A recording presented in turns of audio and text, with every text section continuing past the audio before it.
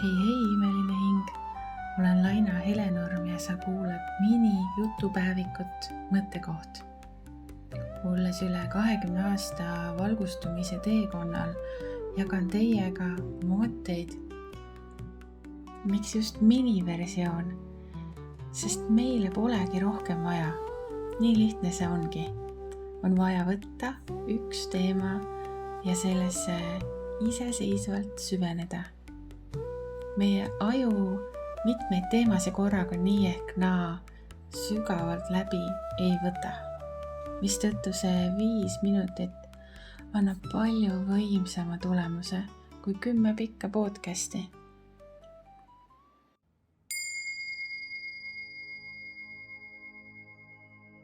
Kui oled terve elu ainult andnud, siis on meie enda tass tühi. Ja vastust tuleks otsida iseendast. See on olnud ju meie enda valik, kuidas me elame. Kas teadlik või teadmatu.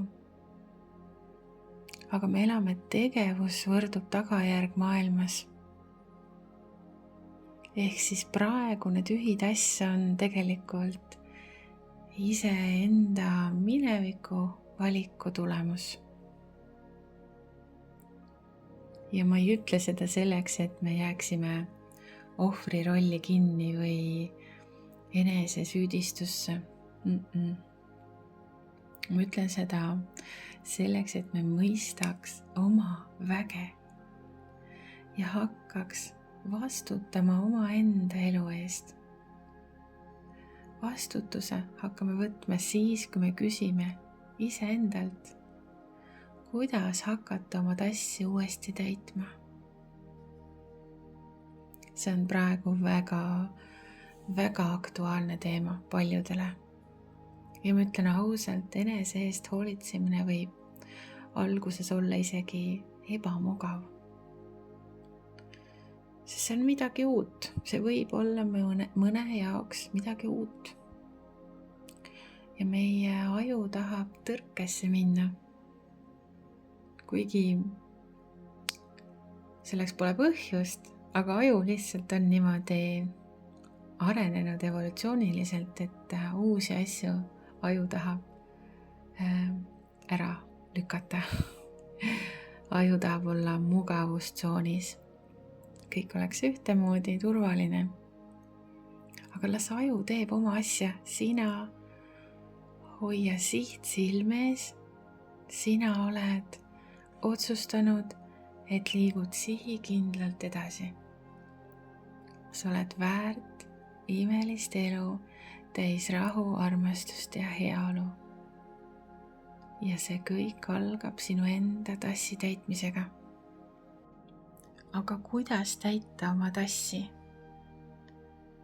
Kuidas seada iseennast prioriteediks, kui tass on täitsa tühi? Kuidas alustada?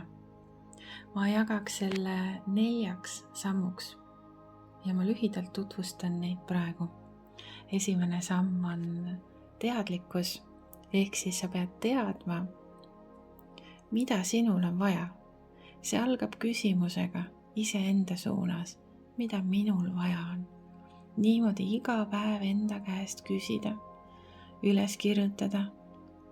Kõik, mis tuleb üles kirjutada.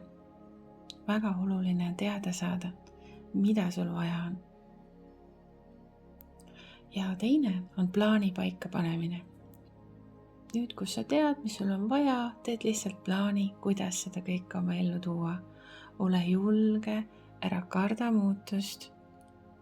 Kaotada ju ei ole midagi, sest tass on niigi tühi. 3.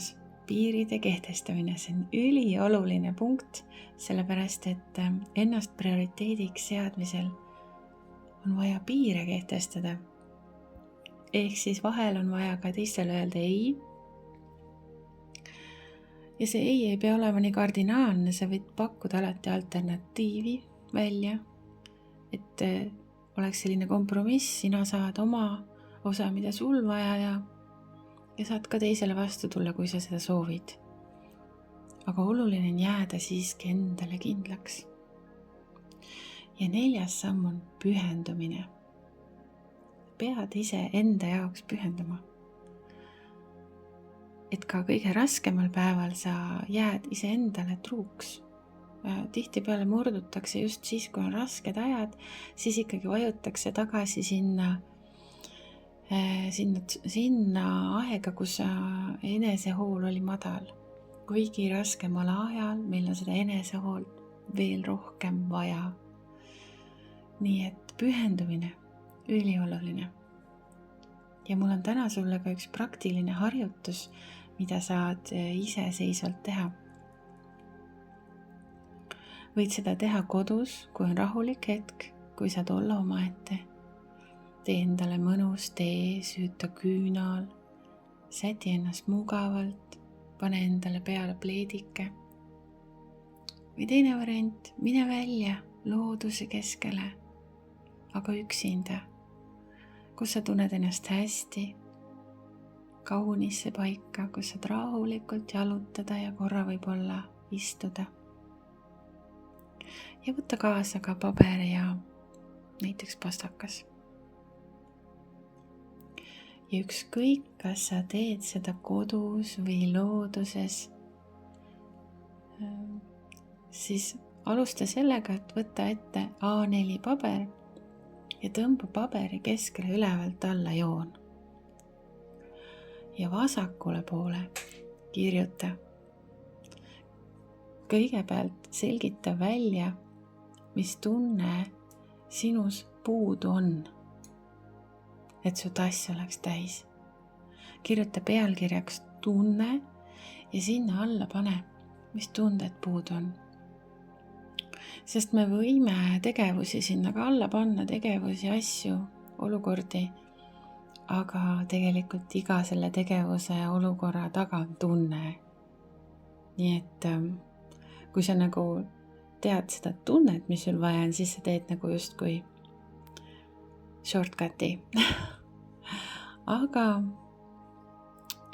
sa võid ka kirjutada, kui sul ei ole kohe nagu tundega ühendust, siis sa võid ka kirjutada, et lihtsalt seda, mis sul elus puudu on. Kirjuta kõik üles, mis sul puudu praegu on. Ja sealt joonistub välja see, mida siis vaja on, et mis sinu tassi nagu täitma hakkaks.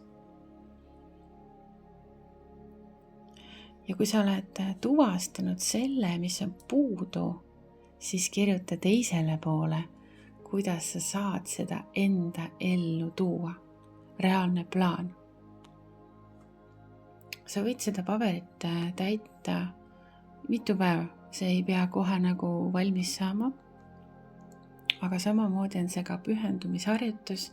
Ära pane seda harjutust ära. Tee see harjutus lõpuni. Et kuidas sa saad need muutused enda ellu tuua. Ole julge, kirjuta üles, isegi kui sa ei ole kindel, kas see töötab, kirjuta ikka üles. Sea iseennast prioriteediks.